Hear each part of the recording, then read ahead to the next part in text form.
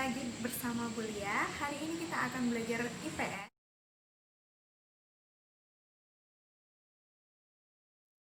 Negara-negara di Asia Tenggara umumnya memiliki kondisi geografis yang sama.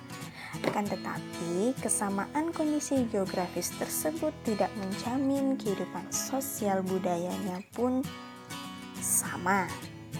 Berikut penjabaran mengenai kondisi geografis dan kehidupan sosial budaya negara-negara di Asia Tenggara.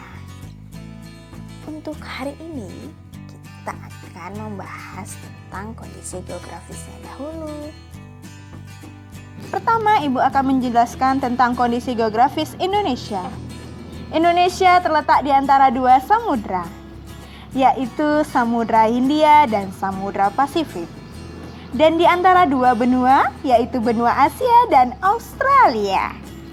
Indonesia juga terletak di antara dua sabuk pegunungan, yaitu Sirkum Pasifik dan Sirkum Mediterania. Akibatnya, Indonesia memiliki banyak gunung dan pegunungan. Selain laut yang luas, Indonesia juga mempunyai banyak sungai besar dan kecil, serta danau. Oke, yang kedua itu ada Malaysia. Wilayah Malaysia dipisahkan oleh Laut Tiongkok Selatan dan Selat Karimata. Wilayah barat terletak di Semenanjung Malaya, sedangkan wilayah timur terletak di Pulau Kalimantan. Wilayah Malaysia bagian timur sebagian besar berupa pegunungan. Wilayah Malaysia bagian barat relatif beragam kenampakan alamnya, yaitu daratan, rawa, pantai, perbukitan, dan pergunungan. Sungai yang mengalir di Malaysia Barat adalah Sungai Pahang dan Sungai Perak, sedangkan Sungai Rajang mengalir Malaysia Timur. Yang ketiga adalah Singapura. Sebagian besar wilayah Singapura berupa dataran rendah. Sebelah barat merupakan daerah rawa dan perbukitan. Perbukitan dengan puncak Bukit Timah berada di bagian tengah. Bukit-bukit rendah berada di bagian barat laut dan selatan. Beberapa sungai kecil mengalir di daratan Singapura, seperti Sungai Kranji dan Sungai Kalang. Selanjutnya yaitu Thailand. Keadaan geografis di negara Thailand yaitu pegunungan dan perbukitan berada di sebelah tenggara. Di bagian selatan terdapat Semenanjung Malaka. Di sebelah selatan pegunungan utara juga terdapat dataran rendah. Sungai Chao Phraya terletak di bagian tengah Thailand, yang merupakan dataran rendah yang subur. Di bagian timur terdapat Sungai Mekong yang menjadi pembatas dengan Laos. Di bagian timur laut terdapat Plato Korat yang merupakan wilayah yang kurang subur. Yang kelima ada Filipina. Sebagian wilayah terdiri atas rangkaian pegunungan Sirkum Pasifik yang membagi Filipina menjadi dataran pantai barat dan timur yang sempit. Sungai di Filipina pendek berarus deras yang berkelok-kelok sehingga tidak dapat dilayari oleh manusia. Ada negara Laos. Negara Laos ini memiliki wilayah tidak mempunyai batas laut dan garis pantai karena Laos dikelilingi dataran negara Tiongkok, Thailand, Vietnam, dan Kamboja. Secara umum, wilayah Laos bergunung-gunung dengan hutan tropis yang lebat. Sebagian besar wilayah Laos merupakan dataran tinggi dan pegunungan Cordillera Annam, dan di bagian utara, daratan rendah yang hanya di bagian selatan dan barat daya. Sungai Mekong mengalir dari wilayah barat daya sampai ke arah tenggara. Daerah sekitar Sungai Mekong adalah daerah tersubur sekaligus terpadat di Laos. Nah, yang selanjutnya itu ada negara Brunei Darussalam, anak-anak. Seluruh dataran Brunei Darussalam dikelilingi oleh wilayah Sarawak atau Malaysia Timur. Wilayahnya memiliki dataran rendah dan pantai berawa di bagian barat dan perbukitan di bagian timur. Sungai terpanjang di Brunei Darussalam itu adalah Sungai Belait. Di Myanmar, keadaan alam Myanmar merupakan dataran rendah hingga pegunungan. Pegunungan di bagian barat Myanmar adalah Pegunungan Arakan. Dataran rendahnya merupakan bagian dari delta Sungai Irrawaddy Sitang di bagian tengah. Di bagian selatan, pesisir pantai berupa pantai berbatu karang. Yang selanjutnya itu ada negara Vietnam. Keadaan alam Vietnam bervariasi. Antara lain terdiri atas bukit, gunung, hutan lebat, dan dataran rendah. Di sebelah tenggara terdapat dataran tinggi Yunnan dan dataran tinggi Annam. Delta Sungai Merah berada di sebelah utara. Nah, yang ini adalah negara terakhir anak-anak, yaitu Kamboja. Sebagian besar wilayah Kamboja merupakan dataran rendah dan dataran tinggi yang bergelombang dari bagian timur. Di bagian barat laut terdapat dataran Lachustrin. Dataran ini berbentuk akibat banjir di sekitar Danau Tonle Sap.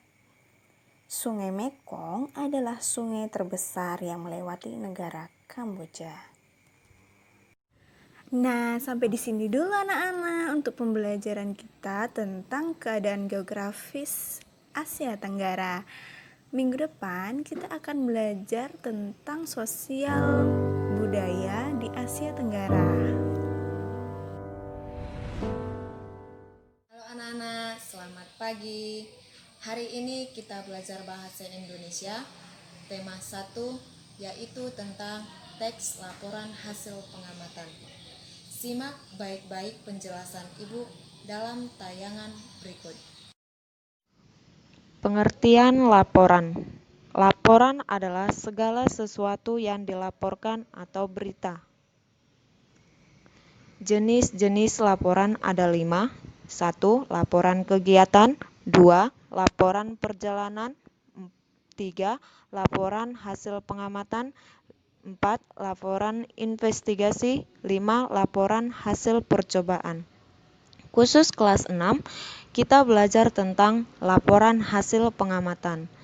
Pengertian teks laporan hasil pengamatan yaitu teks yang berisi informasi berdasarkan pengamatan yang sudah dilakukan. Contohnya, pengamatan perkembangan hewan. Contohnya itu, kamu mengamati hewan. 2. Pengamatan perkembangan tumbuhan. Contohnya, tumbuhan mulai dari bijinya sampai tumbuhan tersebut berbuah. 3. Pengamatan keadaan lingkungan. Contohnya, pengamatan kebersihan lingkungan sekolah. Sistematika laporan hasil pengamatan. 1. Nama kegiatan. 2. Objek yang diamati. 3. Lokasi pengamatan. 4. Tujuan pengamatan. 5. Waktu pengamatan. 6. Hasil pengamatan. Hasil pengamatan di sini nanti ditulis dalam bentuk paragraf-paragraf. Isi teks laporan hasil pengamatan terdiri dari 3. Yang pertama, informasi umum. Informasi umum ini disajikan secara menyeluruh. Informasi umum di sini berisi tentang pengertian. 2. Kumpulan fakta-fakta, sesuatu yang perlu dicari atau dipelajari. 3. Kesimpulan, yaitu mengaitkan yang sudah diuraikan. Selamat belajar dan tetap jaga kesehatan.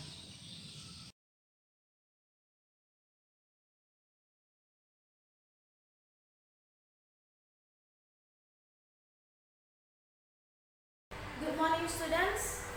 Good morning everybody. How are you this morning? I hope you must keep your health. Okay? Now, I am Miss Christine ya. I want to teach you about the simple present tense. Ya, simple present tense. Kalian tahu simple present tense itu? Angkat tangan. Siapa yang tahu? Yang tahu coba catat di buku catatan apa arti simple present tense. Apa arti simple present tense? Please tunggu 5 detik untuk menjawabnya di catatannya. Ayo. 1, 2, 3, 4, and 3. Oke. Sudah? Simple present tense itu adalah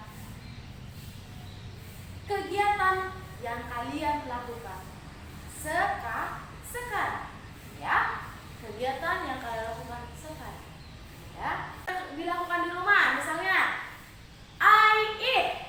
Nah, I eat. Ya. Saya lagi makan. Ya, saya makan. Oke. I study. Saya belajar di rumah. Ya kan? Saya belajar. I study. Ya. Itu contohnya. Nah, sekarang kita akan belajar bertahap. Ya. Kita akan pelajari dulu subjek yang digunakan pada simple present tense. Oke, apa saja subjeknya, nak? Siapa yang tahu? Oke, kalian sudah belajar ini di kelas 5. Ya. Kalian pasti sudah belajar di kelas 5. Oke? I, apalagi? You. Apalagi, nak? They. Apalagi? Oh iya, she. Apalagi? He. It. Ada satu lagi yang menyatakan kami ada di bawah sini. We. Ya, ada we. Jadi I, you, they, we, she, he, it. Kalian pasti tahu semua artinya itu. Kalau kalian tahu, Miss kasih waktu 5 detik untuk mengisinya. 1, 2, 3, 4, 5. Oke, lalu sudah mengisinya? Oke, sekarang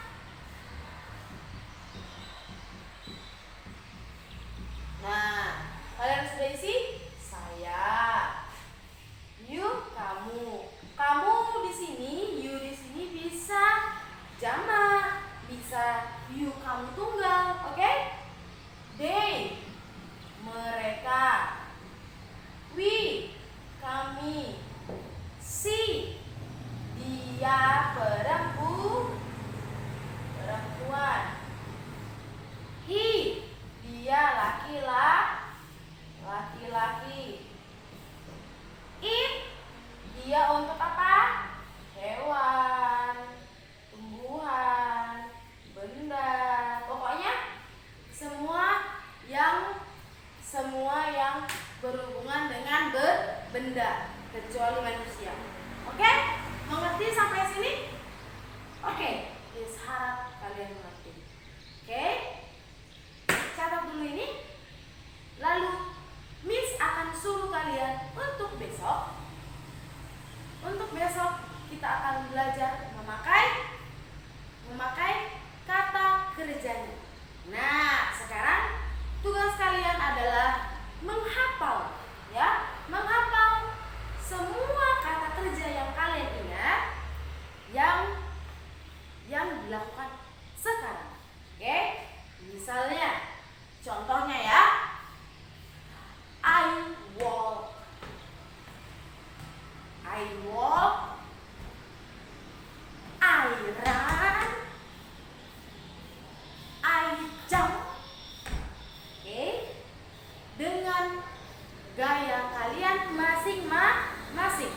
Jadi, kalian cukup catat di buku catatan kalian, di buku latihan dan catatan kalian itu, kosakatanya saja, kata kerjanya saja. Oke? Misalnya jam, apa artinya? Jam itu adalah melompat. Run,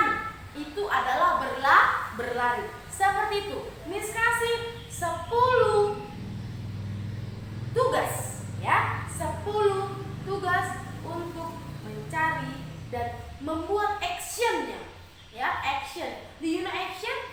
Seperti tadi, itu adalah action. Suatu saat Miss Christine video call kalian semua, atau kita gunakan Zoom meeting, kita akan coba satu persatu dengan action. Tapi kalian pakai bahasa Inggris, bukan bahasa Indonesia. No. Oke? Misalnya contoh lagi ya, biar kalian lebih ngerti lagi. I run,